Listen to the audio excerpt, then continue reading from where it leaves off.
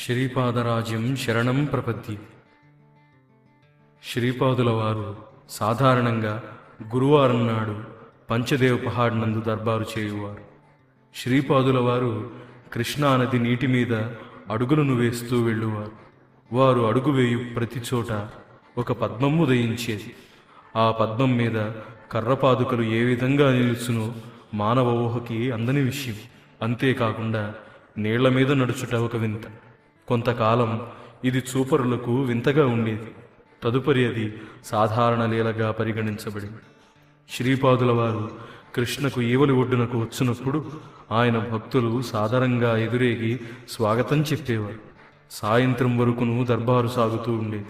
ఆ తరువాత వారు అదే రీతిగా కృష్ణను దాటునప్పుడు నీటిపై వారు అడుగువేయు ప్రతి ప్రదేశంలో ఉదయించిన కమలాలపై నడిచేవారు. అప్పుడు భక్తులందరూ వీడ్కోలు చెప్పేవారు. రాత్రిపూట కురుంగడ్డలో ఒంటరిగానే ఉండేవారు. ప్రతి శుక్రవారం నాడు వారు వివాహాలు కావలసిన కన్యలకు, సౌభాగ్యమును కాంక్షించు మహిళలకు పసుపు కొమ్ములను ఇచ్చేవారు. తనకంటే పెద్దవారైన మహిళలను అమ్మా సుమతి అని, ఒక్కొక్కసారి అమ్మా అనసూయమ్మ తల్లి అని సంబోధించేవారు. తనకంటే చిన్నవాళ్లైన స్త్రీలను వారు సాదరంగా అమ్మా వాసవి, అమ్మా శ్రీవిద్యాధర, అమ్మా రాధ, అమ్మా సురేఖ అని పిలుస్తూ ఉండేవారు. తనకు తండ్రి వయస్సులో ఉన్న వారిని అయ్యా అని గాని నాయనా అని గాని సంబోధించేవారు. వయస్సులో చిన్నవాళ్లైన మగపిల్లలను ఓరబ్బి అని గాని బంగారు అని గాని పిలిచేవారు. తనకు తాత వయస్సులో ఉన్నవారిని తాత అని పిలిచేవారు. స్త్రీలనైతే వారిని ఆప్యాయంగా అమ్మమ్మ అని పిలిచేవారు. శుక్రవారం దర్బారు ఒక్కొక్కసారి కురుంగడ్డలో నిర్వహించేవారు. ఒక్కొక్క పర్యాయం పంచదేవ్ పహాడ్లో నిర్వహించెదరు. అదేవిధంగా గురువారం దర్బారు కురుంగడ్డలో గాని పంచదేవ్ పహాడ్లో గాని నిర్వహించేవారు. అది వారి ఇష్టాన్ని బట్టి ఉండేది. ఆదివారం నాడు దర్బారు చేయునప్పుడు అత్యంత గహనమైన యోగ విద్యని గురించి ఉపన్యసించేవారు. ఆ తరువాత వచ్చిన వారి యోగక్షేమాలని విచారించేవారు. వారి యొక్క బాధలను ఓపికతో విని అభయదానం చేసేవారు. సోమవారం నాటి దర్బారులో పురాణగాథల గురించి చెప్పేవారు. తదుపరి వచ్చిన భక్తుల యోగక్షేమాలను విచారించేవారు. మంగళవారం నాటి దర్బారులో ఉపనిషత్తుల గురించి బోధించేవారు. తదుపరి భక్తుల యొక్క వ్యక్తిగత సమస్యల గురించి విని వాటికి పరిష్కార మార్గాలు సూచించుట, అదేవిధంగా అభయ ప్రదానం చేయుట జరిగేవి. బుధవారం నాటి దర్బారులో వేదాలను, వేదార్థాలను గురించి వివరించేవారు. అనంతరం భక్తుల వ్యతలను ఎంతో ఓపికతో విని అభయం ఇచ్చేవారు. గురువారం నాటి దర్బారులో గురుతత్వాన్ని గురించి వివరించేవారు. ఈ దర్బారులోనూ భక్తుల ఆదివ్యాధులను నివారించుట, అభయప్రదానము ఉండేది. అయితే ఆ రోజున ప్రత్యేకంగా వంట చేయించి అందరికీ భోజనం పెట్టేవారు. వారికి ఒక్కొక్కప్పుడు తన భక్తులపై ప్రేమ పొంగినప్పుడు తామే స్వయంగా భోజనం వడ్డించేవారు. కొంతమంది అదృష్టవంతులకు స్వయంగా అన్నాన్ని కూడా తినిపించేవారు.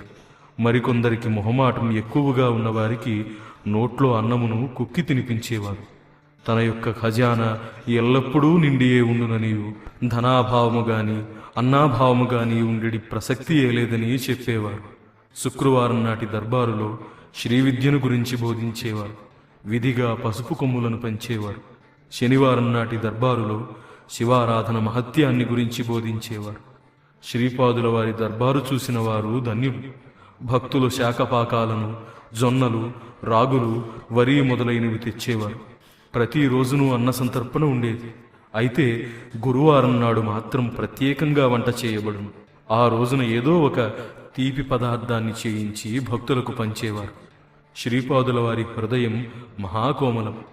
బాధా సర్పదష్టులెవరైనా దర్బార్నుకు వచ్చినసు బాధ నివారణమై ఆనందంతో తిరిగి వెళ్ళేవారు.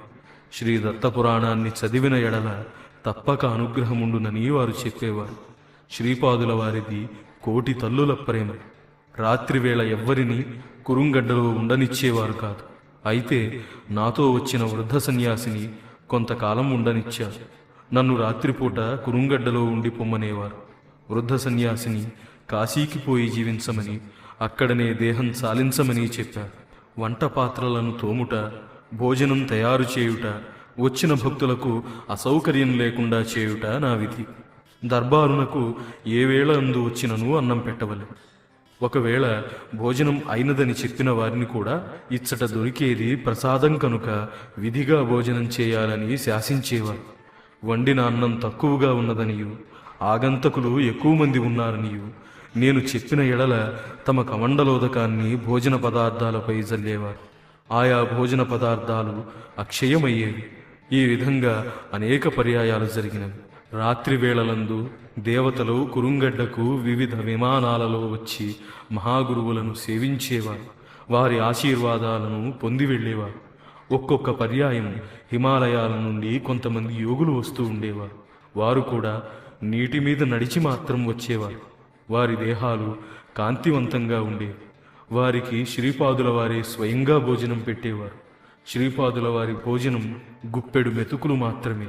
వరి అన్నమైనా సరే, జొన్న అన్నమైనా సరే, లేదా రాగి సంకటి అయినా సరే, తన భక్తులు కడుపు నిండుగా భోజనం చేసిన ఎడల తనకు ఎంతో సంతృప్తిగా ఉండునని చెప్పేవారు. రవిదాసును రజకునకు శ్రీచరణుల బట్టలను ఉతికే మహాభాగ్యం కలిగింది. తన దర్శనం చేసుకున్న తదుపరి కూడా చెడ్డ ప్రవృత్తులను మానని వారికి విచిత్ర కష్టాలు వచ్చేవి. తిరిగి వాటి నివారణ కొరకు శ్రీచరణుల్ని ఆశ్రయించవలసి వచ్చేది. చనిపోయిన పెద్దలకు విధిగా శ్రాద్ధాలను పెట్టి తీరాలని చెప్పేవారు. అష్టాదశ వర్ణముల వారును తనకు బిడ్డలు వంటి వారని, ఎవరి యందునూ తనకు పక్షపాత బుద్ధి లేదనియు, వారు అనుసరించే ధర్మ కర్మలను బట్టి తాను ఫలితాన్ని ఇస్తానని చెప్పేవారు. ఈనాడు దొరికిన మహదవకాశం తిరిగి తిరిగి లభించేది కాదనియు, వచ్చే అవతారాలలో కొంత కఠినంగా ప్రవర్తిస్తానని చెప్పేవారు. ఎన్నో జన్మల పుణ్యఫలం వలన తన దర్శనం లభించుననియు, అంది వచ్చిన సదవకాశాన్ని పూర్తిగా వాడుకోవలసిందనియు, లేకపోయినా అనేక జన్మల తరువాత సద్గురు దర్శనం కలుగుననియు చెప్పేవారు.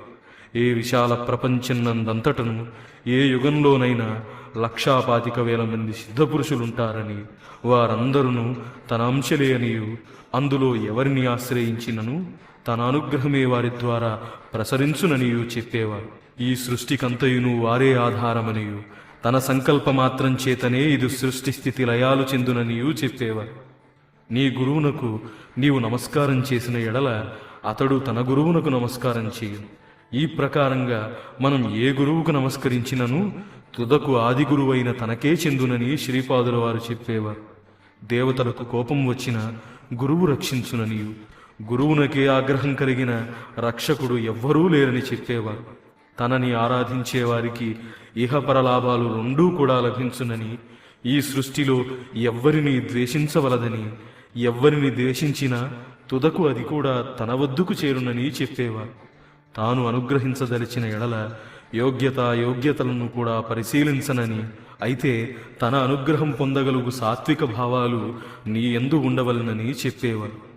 కురుంగడ్డ విశేష మహిమాన్విత క్షేత్రమనియు, ఇచ్చట ఉన్న ఈశ్వరుడు జాగృతమూర్తి అనియు, ఇక్కడ దేవతలు, మహర్షులు, మహాపురుషులు మారువేషాలతో వచ్చి జనుల కంటపడకుండా ఉంటారనియు, ఇచ్చట అందరికిని ఎవరికి ఉండెడు స్థానం వారికి కలదనియు, హృదయంలో భగవన్నామాన్ని నిలుపుకుని సదాకర్మలను ఆచరించాలని, ఆయా కర్మలు ధర్మసమ్మతములై ఉండాలని చెప్పేవారు. తన దర్శనం కలిగినంతనే మహాపాపాలు తొలగిపోవునని, ఆ తరువాత మీరు పుణ్యకర్మలందు అనురక్తులైన ఎడల శుభఫలాల్ని పొందుటకు వీలు కలుగునని చెప్పేవారు. శ్రీపాదుల వారి దివ్యవచనాలను అనుసరించి మన జీవితాలను నడుపుకొనుచు తరించదంగాక. శ్రీపాద శ్రీవల్లభులకు జయము జయము.